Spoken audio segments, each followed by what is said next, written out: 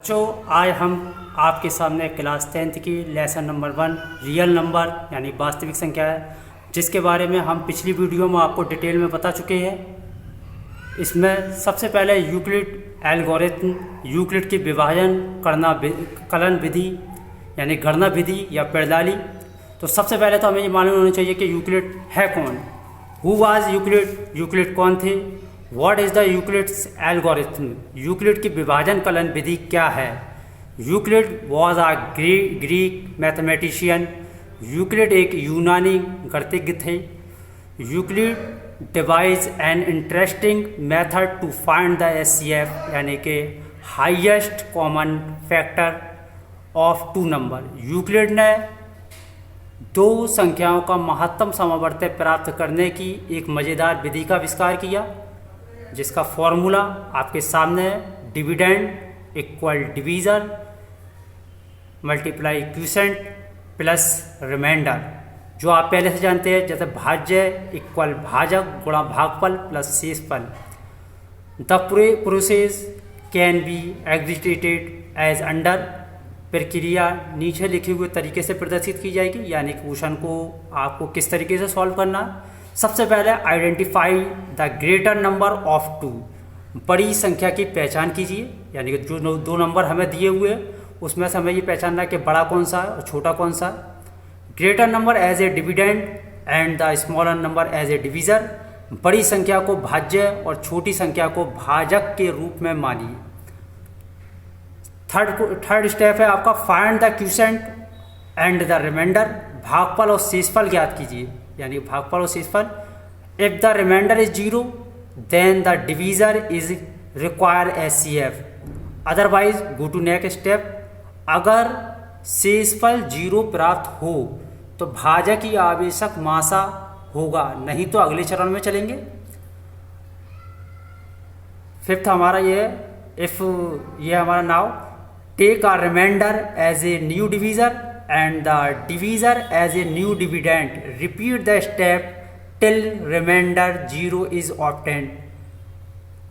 अब शेषफल को नया भाजक और भाजक को नया भाज्य मानकर इसी तरह उस वक्त तक चलेगा जब तक कि शेषफल हमें 0 प्राप्त ना हो जाए। अब हम आपकी एक्सरसाइज फर्स्ट पॉइंट 1.1 पर आते हैं। तो आपकी 1.1 का फर्स्ट क्वेश्चन, जिसमें आपकी बड़ी संख्या 225 और छोटी संख्या 135 दी हुई है, यानी कि इसको हम बड़ी संख्या डिविडेंड हमारा 225 और डिवीज़र हमारा 135, इसको हम सॉल्व करना शुरू करते हैं। तो फर्स्ट मेथड इस तरीके से भी कर सकते हैं, 135 डिवीज़र और 225 डिविडेंड। तो हमने इसमें डिवाइडेशन दिया तो हमारा 90 रिमाइंडर बचा। तो यहाँ पर जब 90 रिमाइंडर रहा तो ये हमारा नया डिवीज़र हो गया और 135 हमारा न्यू डिविडेंड। फिर हमने 90 से 135 को डिवाइड किया तो 45 हमारा रिमाइंडर रहा।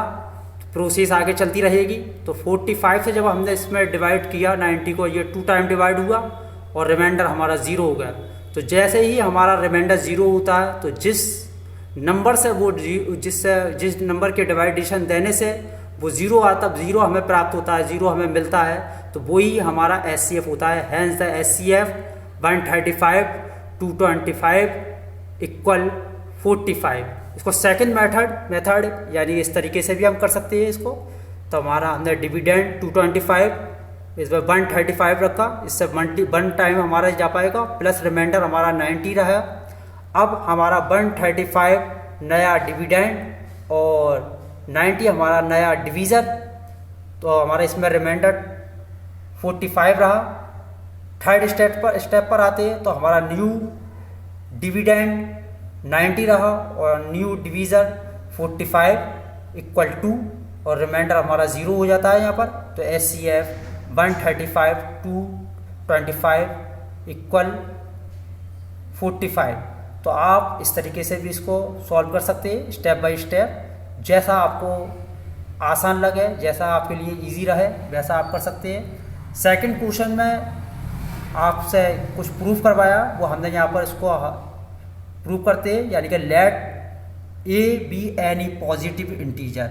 एंड b इक्वल 6, माना a कोई धनात्मक पूर्णांक तथा b 6 है, b equal 6 by Euclid algorithm पर आते हैं, यूक्लिड विभाजन और algorithm, a equal 6q plus r, यानी कि हमारा q हमारा क्यूसेंट और प्लस r हमारा रिमाइंडर। q यहाँ पर 0 से more than 0, where 0 more than r remainder से, यानी कि रिमाइंडर हमारा 0 से ज़्यादा, एंड r लेस देन 6, यानी कि हमारा रिमाइंडर 6 से कम होगा। इन a equal r putting 1 0 2 3 4 respectively, equation के अंदर हम r equal 0 1 2 3 4 5 step by step रखकर देखेंगे, यानी कि a इक्वल 6r में r इक्वल 0 1 2 3 4 5 रखने पर, तो सबसे पहले हमने जब इसमें फर्स्ट में हमने रखकर देखा तो सबसे पहले हमें a इक्वल 6q प्राप्त हुआ, विच इज़ डिवाइडेड बाई 2, जो 2 से डिवाइड होगा यानी कि इवन है, जो 2 से विभाजित है तो इवन नंबर है। सेकंड में हमें 6q a equal 6q plus 1 प्राप्त हुआ, विच इज़ नॉट डिवाइड बाई 2, यानी कि ऑड नंबर हुआ जो 2 से विभाजित नहीं है। यानी तीसरे स्टेप में हमें a equal 6q plus 2 which is divided by 2, यानी कि इवन नंबर होगा। इसी तरह a equal 6q plus 3 which is not divide by 2, यानी ऑड।